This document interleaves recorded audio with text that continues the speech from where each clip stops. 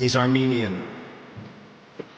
Armenia was the first country in the world to adopt Christianity.